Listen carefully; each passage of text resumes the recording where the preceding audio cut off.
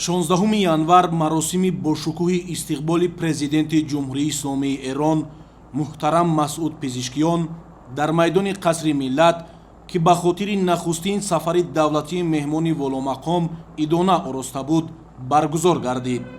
Президенти Ҷумҳурии Тоҷикистон, пешвои миллат муҳтарам Эмомалираҳмон, Президенти Ҷумҳурии Исломии Эрон муҳтарам Масъуд Пизишкиёнро самимона истиқбол гирифта ба болои шоҳсуфаи фахрӣ даъват намуданд.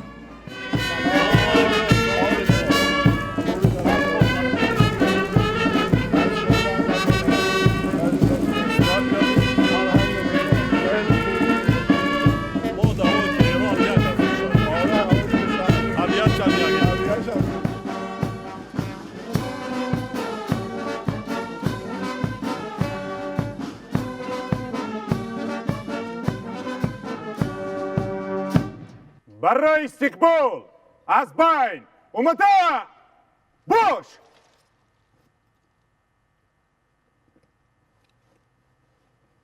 جناب عالی پرزیدنتی جمهوری اسلامی ایران بتالیون قراول فخری با مناسبت تشریف دولتی شما به سرزمین جمهوری تاجیکستان صف آراسته شد.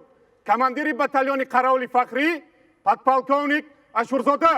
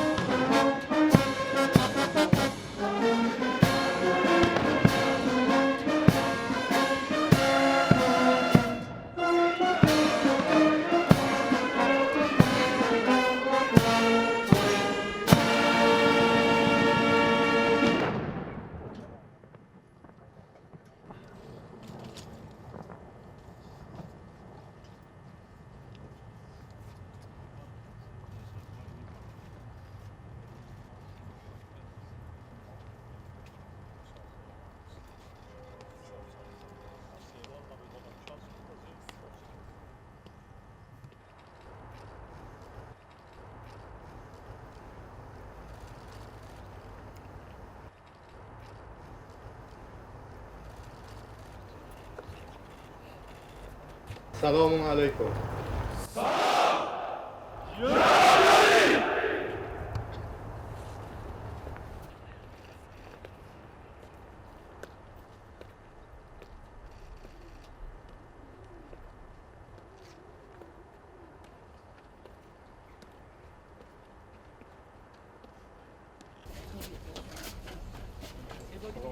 رئیس مجلس ملی خوشبختم.